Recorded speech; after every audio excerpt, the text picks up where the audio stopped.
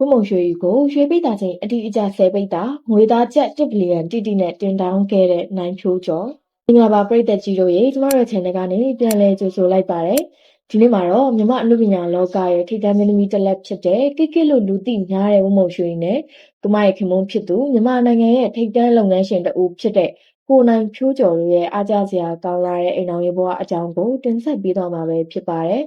အထူးသဖြင့်လူတိုင်းကိုပါဇက်အဟောင်းသားဖြစ်စေခဲ့တဲ့သူတို့ရဲ့တင်တောင်းငွေပမာဏနဲ့ပုံရွှေကိုဘယင်မတပါလို့ထားတဲ့ကိုနိုင်ဖြိုးကျော်ရဲ့အချက်တွေအကြောင်းကိုအသေးစိတ်တင်ဆက်ပေးတော့မှာမို့လို့အဆုံးထိကြည့်ရှုပေးကြပါအောင်ရှင်။ပုံရွှေကအနုပညာလောကရဲ့ကို2009ခုနှစ်ဝန်းကျင်မှာကြော်ညာမော်ဒယ်တယောက်အနေနဲ့စတင်ဝင်ရောက်လုပ်ကိုင်ခဲ့တာပါ။သူမရဲ့ချစ်စရာကောင်းတဲ့ပုံစံလေးတွေကြောင့်ကြော်ညာလောကမှာအောင်မြင်မှုအများဆုံးရရှိပြီးတော့ကြော်ညာဘယင်မလို့တောင်တင်စားခြင်းခံရပါတယ်။သူမရဲ့ပထမအဦးဆုံးခေါင်းဆောင်ရိုက်ကူသောဇက်ကမှာဘာဘီအယုတ်ကလေးဖြစ်ပြီးအော်ရင်လေးကခေါင်းဆောင်မင်းသားဖြစ်ပါတယ်။သူမကလက်ရှိမှာဗီဒီယိုဇာတ်ကားပေါင်းမြောက်များစွာကိုရိုက်ကူးပြီးတော့ရန်ကုန်မြို့မှာရှိတဲ့ကြော်ညာပေပုတ်များနဲ့ကြော်ညာများစွာမှာဝမုံရွှေရဲ့ကြော်ညာတွေကတဝက်ခန့်နေရာယူထားတာပဲဖြစ်ပါတယ်။ဝမုံရွှေနဲ့အတွဲညီဆုံးမင်းသားကတော့ပြည်တီဦးဖြစ်ပြီးတော့ပြည်တီဦးနဲ့အတူကြော်ညာများစွာနဲ့ဗီဒီယိုများစွာမှာဖက်တရုပ်ဆောင်ထားပါတယ်။ဒီမှာဆုံးအဓိကခေါင်းဆောင်မင်းသမီးအဖြစ်ရိုက်ကူးထားတဲ့ညီင်စေရင်ရုပ်ရှင်ဇာတ်ကားမှာပြည်တီဦးနဲ့အတူတရုပ်ဆောင်ထားပြီးတော့အမျိုးသမီးဇက်ဆောင်စုကိုရရှိခဲ့တာပဲဖြစ်ပါတယ်။အခုဆိုရင်တော့ကိကကအကယ်ဒမီ3စုပိုင်ဆိုင်တဲ့မင်းသမီးတက်လက်ဖြစ်နေပါပြီ။2023ခုနှစ်နိုဝင်ဘာလ18ရက်နေ့မှာတော့ဝမုံရွှေက MG မြန်မာဥက္ကဋ္ဌနဲ့စစ်ဆက်ပူးရဲတီထောင်သူနိုင်ဖြိုးကျော်နဲ့လက်ထပ်ခဲ့ပါတယ်။နိုင်ဖြိုးကျော်ကမြန်မာနိုင်ငံမှာ VV အချိုရည်ကိုထုတ်လုပ်တဲ့ Green Cycle ကုမ္ပဏီရဲ့ဒုတိယဥက္ကဋ္ဌလည်းဖြစ်ပါတယ်ရှင်။နိုင်ဖြိုးကျော်ကကိကိုရွှေပိတ်တာချင်း10ပိတ်တာနဲ့ငွေကျပ်ဘီလီယံတိတိနဲ့တင်တောင်းခဲ့တယ်လို့သိရပါတယ်။ဒီပမာဏကမြန်မာအနုပညာသမိုင်းမှာအကြီးကျယ်ဆုံးသောတင်တောင်းမှုတွေကတစ်ခုလိုတောင်ဆိုရမှာပါ။ဒါဟာရိုးရိုးလက်ထက်တာထက်ပိုပြီးတော့သူချစ်တဲ့ဇနီးတဲ့အပေါ်မှာထားရှိတဲ့တန်ဖိုးထားမှုကိုဂုဏ်သိက္ခာရှိရှိပြသလိုက်တာပဲဖြစ်ပါတယ်။နိုင်ဖြိုးကျော်ဆိုတာကတော့မြန်မာပြည်ရဲ့နာမည်ကျော် VV အချိုရည်လုပ်ငန်းရဲ့အဓိကဦးဆောင်သူတစ်ယောက်ဖြစ်သလိုအခုလက်ရှိမှာလည်းခေတ်စားနေတဲ့ EV လျှက်စစ်ကားလောကမှာထိပ်တန်းကပြေးနေတဲ့လုပ်ငန်းရှင်တစ်ဦးပါ။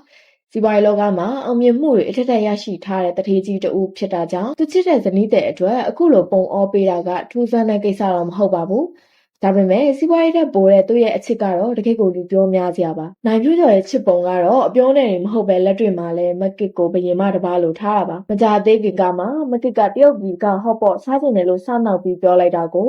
လေရင်စင်းလုံးကားပြီးတော့တရုတ်ပြည်အထိကိုယ်တိုင်လိုက်ပို့ကကျွေးမွေးခဲ့တဲ့အထိတသက်လုံးအချစ်ခံခဲ့ရတာပါ။ဒါလည်းမကသေးပါဘူး။ဇနီးတဲ့ဝစ်စင်မဲ့ဆင်ရွှေရတနာတွေကအစတရက်မှမထက်ရလေအောင်ဗိုင်နာတွေနဲ့တလစာကြိုတင်ပြင်ဆင်ပေးထားသလိုအပန်းဖြေခီးစဉ်တွေကိုလည်းအတွင်းရမှုနဲ့တိုင်ပင်ပြီးတော့တနစ်စာပလန်ကြိုဆွဲပေးထားတယ်လို့လည်းသိရပါတယ်။ဒါကအမျိုးသမီးတိုင်းအားကြရမယ့်ဘဝမျိုးပါပဲ။အမြင်နဲ့အမျိုးသားတယောက်ရဲ့နောက်ကွယ်မှာထူးချွန်တဲ့အမျိုးသမီးတယောက်ရှိသလိုအောင်မြင်တဲ့အမျိုးသားရဲ့အစဉ်တန်းကလည်းဇနီးတဲ့ပဲဆိုတဲ့စကားအတိုင်းနိုင်ဖြိုးကျော်ကတော့သူ့ရဲ့အောင်မြင်မှုတွေကိုဇနီးတဲ့အတွက်ပုံအောပေးထားတာပဲဖြစ်ပါတယ်။ကလည်းအိမ်အောင်ရှင်မကောင်းပြီးခင်မုန်းဖြစ်သူရဲ့စီးပွားရေးလုပ်ငန်းတွေကိုနားလည်ပေးပြီးဘေးကနေဝင်းရံပေးနေရကြောင်းသူတို့ဆောင်တွေကအခုဆိုရင်တော့အားကြစရာအကောင်းဆုံးပါဝါကပ်ပဲတစ်ခုဖြစ်လို့နေပါပြီ။ကဲပရိသတ်ကြီးရောဒီကတော့ဇနီးမောင်နဲ့ရဲ့အခုလိုခန်းနာလှတဲ့အချစ်ဇလန်နဲ့တင်နှောင်းဝေပမာဏအပေါ်ဘလို့ထင်မြင်မိပါသလဲနိုင်ဖြိုးကျော်လို့ဇနီးအပေါ်မှာတဲလုံးချစ်တတ်တဲ့အမျိုးသားတွေကိုရောအားကြလားဆိုတာကို comment မှာရေးသွားပေးကြပါအောင်နော်နောက်လည်းကြည့်ချက်ပို့ပြီးတော့စိတ်ဝင်စားဖို့ကောင်းတဲ့အကြောင်းအရာတွေကိုထပ်ပြီးတင်ဆက်ပေးအောင်ပါမို့လို့ကျမတို့ရဲ့ channel လေးကိုအမြဲစောင့်မျှော်ကြည့်ရှုပေးကြပါအောင်ရှင်ဒီတော့ဒီလောက်နဲ့ပဲနှုတ်ဆက်လိုက်ပါတယ်